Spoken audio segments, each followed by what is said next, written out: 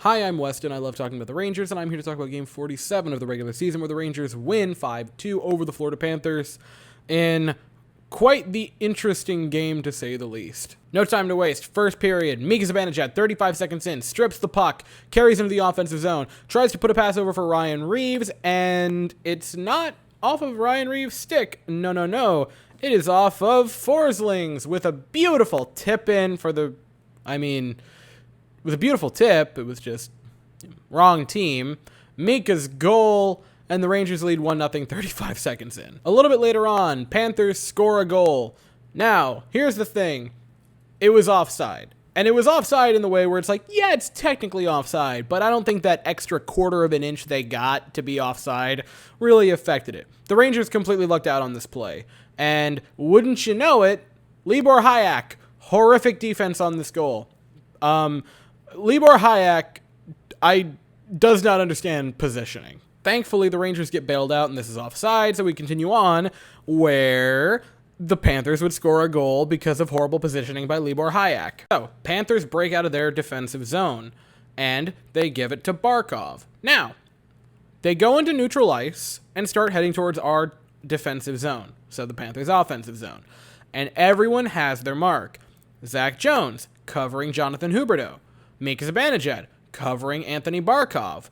And Libor Hajek has Anthony Duclair as they get ready to enter the offensive zone. And for absolutely no reason, he completely abandons Anthony Duclair and goes to pinch Barkov with Mika Zibanejad. I don't know why. And there's really no reason for it. And here's the thing. This is laughably bad defense by Libor Hajek. You let any player in the NHL, you let a bottom three forward get that wide open, that close, and they're probably going to score. You let a guy like Anthony Duclair, who, 18 goals in 38 games this year. This is 19, actually, in 39, so on nearly a 40-goal pace, they're going to score, no doubt. I don't blame this on Igor at all. Look at how open Duclair is. It's laughable, tied 1 apiece. So the first period ends 1 apiece, but hey, look, the Rangers play another awful first period. We get outshot 15-7. We look bad. We're somehow by a miracle tied. Shesterkin is bailing us out again, and it's the same old story. Then we head into the second period, and pretty early on, Libor Hajek. Once again, I ask you, where is the positioning? Quick note before I talk about the power play goal for the Panthers. Right before this, because again, our 5-on-5 is laughable this season. Alexis Lafreniere, beautiful play to save a goal. It is a 3-on-1 coming our way. He is the only player back. Not a defenseman. It is a 20-year-old forward. It's only Laffy.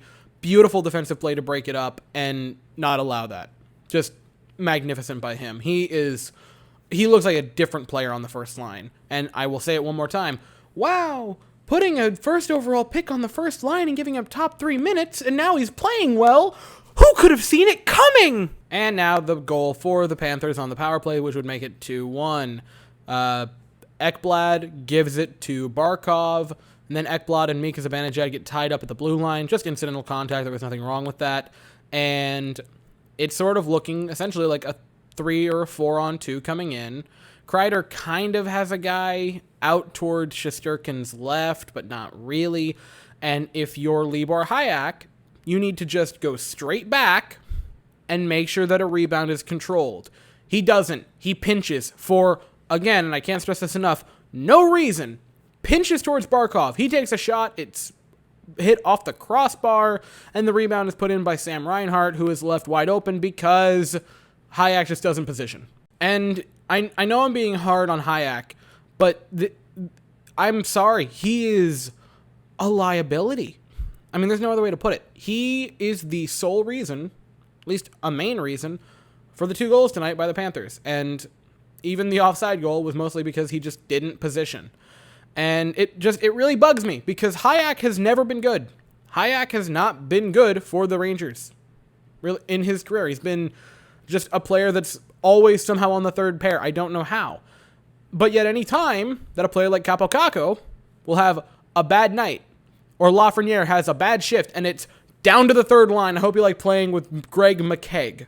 But all was not lost, because one of those players I just mentioned getting into trouble for having a bad shift or two did not have any bad shifts tonight. Lafreniere gets a goal. Chris Kreider in the neutral zone, battling, sends it into the offensive zone. Spencer Knight goes to play it. It's then a puck battle between Chris Kreider and Aaron Ekblad. Kreider wins it. He just sort of knocks it loose to free ice. Alexis Lafreniere grabs it, moves towards the net, and he is not afraid, puts it on net against Spencer Knight, and it is in. Lafreniere scores, and man, if tonight didn't make you fully join the Kreider for captain wagon, nothing will. The bear hug he gives Laffy as soon as he scores that goal. You can tell that this line wants Laffy there to stay. Kreider was absolutely elated when Lafreniere scored this. Mika lost it. They were just... Kreider gave Laffy a hug like a dad would a son. It was just the most wholesome thing all night. And, man, Lafreniere looks like a different player on this line. It's fantastic to see. You got to keep them together. You have got to keep them together. It was a really nice goal, and we tie it to a piece. Then, later on in the second period, hooking penalty on the Panthers. Rangers on a power play. The Panthers clear it into our zone. Igor Shesterkin with this really weird thing where, like, he goes into the butterfly and, like, with his pad, passes it to Artemi Panarin. It was very strange. Panarin with a beautiful pass up the ice to Ryan Strome. He carries in. It's a 2-on-1 with him and Kreider. And Strome, you gotta feel a little bit bad for Ryan Strome here, because this is like, I don't know, the second best pass of the night. Over to Chris Kreider, a beautiful saucer pass from Strome to Kreider. Kreider tips it on in. That is his 32nd of the year, and the Rangers take a 3-2 lead going into the third period. And a couple other notes about the second period. After the Reinhart goal, the Rangers kicked it into another gear. They looked way better in the entire second period. Like, overall in the second period, they looked much better. And especially after the Reinhart goal, we just kicked it up to 11. They looked great. And then the Panthers made a mistake, and they started playing chippy, rough hockey against a team that is built for that kind of hockey. And they started hitting us, and the Rangers said, we're going to hit back, and we're going to hit a lot harder. For most of the second period, and especially in the third, the Rangers dominated the physical play, and the Panthers didn't know how to combat it. And one of the big tipping points for me was Mason Marchment with a horrible hit on Ryan Strome. I don't know how this wasn't called. He elbowed him in the face. It was a blindsided elbow to the face of Ryan Strome, and it decked him, and there was just nothing called. And the Rangers did not like that. Strome specifically would not like that. We've talked about that in a second. And, that was another moment. Granted, we had already started to dominate the play at that point, but that was really the final straw for the Rangers tonight. So, 5 minutes into the third period, Ryan Strome and Mason Marchment drop the gloves, and Ryan Strome is an underrated fighter. Ryan Strome was a dog in this fight. He was a wild animal in this fight. And it was like, I didn't know that Ryan Strome had that in him.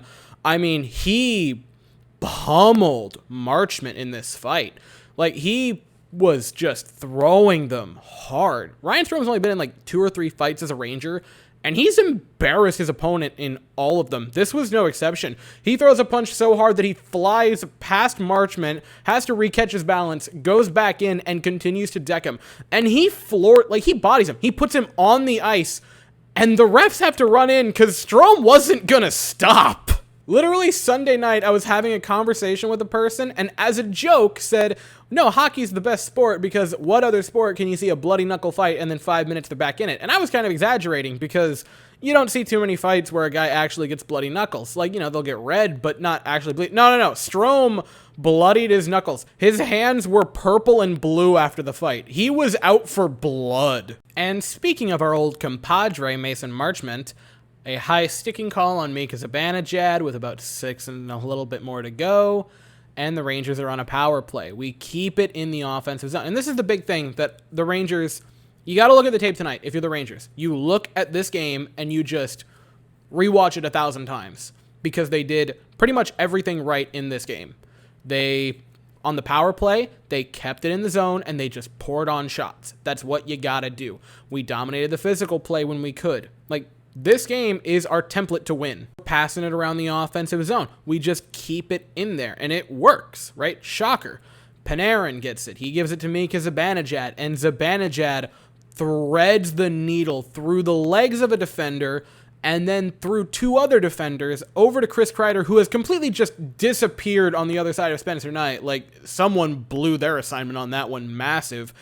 And Kreider with a pretty easy tip in. It's 4-3 or 4-2 Rangers, excuse me. Kreider's 33rd of the season. 4-2 Rangers. Barkov would take a tripping penalty with just a little over a minute and a half to go. And then with just under a minute, Artemi Panarin nets an empty netter. And the Rangers win 5-2. And on the Panarin empty netter, by the way, here's a neat little thing. Again, Kreider just being the best. He could have taken the goal and gotten a hat trick. But instead, as he and Panarin head out, Panarin looks over to pass to him, and Kreider just dips. He leaves. And I wouldn't exactly call it a cold streak for Artemi Panarin because, you know, he's still doing very well. But if he doesn't score that goal in this game, he would have only had one in his past 5 games. So Kreider just dips out and lets Panarin take it. I mean, Kreider just being the best of guys. And that's it. That was the game. Now, first period, Rangers look horribad. It was a laughably bad first period. Again, how many times have we said that in a row? But the Rangers woke up in the second period. Seriously, after the Reinhart goal, they just and turned it up to 11. They looked great. I really can't stress it enough. The 4 unanswered goals, everything. After like the 22-minute mark of the game, it was all Rangers. And you look at the second and third periods of this game, and you study them relentlessly during the All-Star break, because this is how the Rangers can win games. Be chippy when you can. Let them rough you up, let them start the fights, and then you have the physicality to completely silence them if they want to challenge you. And you also have the offensive firepower to completely run the score up if they start getting in their own heads. And also, just in case you forgot, you still have the best goaltender in the league in net, because Shesterkin stops 34 of 36 in another gem, because of course he does. He looked fantastic. Artemi Panarin, 3-point night. One of them was an empty netter. I don't care. He still looked good. Alexis Lafreniere, a beautiful goal. That first line just looks, I mean, fantastic with Lafreniere on it. I adore that first line right now. And I think when Kakko comes back, you make the second line Panarin, Strome, and Kakko and see how that can do, because I really think those three can roll together. Strome with that beautiful saucer pass and a lovely fight that he ended up winning. And I mean, he won that pretty convincingly. Kreider a 3-point night with a pair of goals, both on the power play. Mika Zibanejad with a 2-point night with a beautiful assist and a pretty darn funny goal, but hey, still counts. And really the only hindrance on the evening tonight was the defense. But the good news is, 5 of your 6 defenders tonight looked incredible, right? 5 of the 6 looked good. And you have a defenseman who will come back after the All-Star break. And spoiler alert, he's the reigning Norris Trophy winner, right? Of your 6 defensemen, your 3 pairs tonight, you have, right, the Trouba Miller pair, which is, you know, that's steady. That pair looks great. And it's looked great since they've been together. Last season in Keandre's rookie year, they've looked really, really good defensively, right? The bottom pair of Hayek and Zach Jones has looked good on Zach Jones's half and horrible on Hayek's half. And then you have the top pair right now, which is Lindgren and Schneider. And, I mean, we've been talking about trading for a defenseman because you need a better defenseman towards the bottom end. Brendan Schneider has completely presented himself as a miracle solvent. Brendan Schneider, who, I want to get this right, because I don't want to say something stupid. This was his 10th NHL game. 10th game in the NHL. And he has slotted in the past 3 or 4 games on the top pair with Ryan Lindgren. And you can tell the difference offensively, but defensively, he's Adam Fox. Like, I know it's a very small sample size, but he's slotted in and been amazing. You're watching this kid who's 20 years old. He's played 10 NHL games. He's already getting over 20 minutes a game, and you're slack-jawed with him. When Fox comes back, You're going to take this guy who's been more than adequate on the first line, and you get to drop him to your third pair. That's fantastic. Obviously, I still think you might need to make a trade, but honestly, if you continue to ride with the pairs of Fox Lindy, Trouba Miller, and Schneider Jones, that's really solid. Especially if Igor Shesterkin continues to play out of his mind, which again, 34-36, not too shabby for Igor tonight. And neither of the goals were particularly his fault. I mean, this was a beautiful win going into the All-Star break. It was perfect. You play one of the best teams in the league, and you crush them. You crushed them. It was both in score and physically. I mean, you crushed them. Like, caps off to you guys. This was a great win. And I have, again, other than the Hayek stuff, I have nothing bad to say about it. And so that's really it. I'm not going to be back with a Rangers video until February 15th when we play again. That'll be against Boston at 7.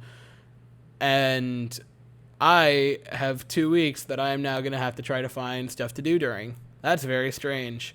Anyway, that's all I got. So, thank you all so very much for watching.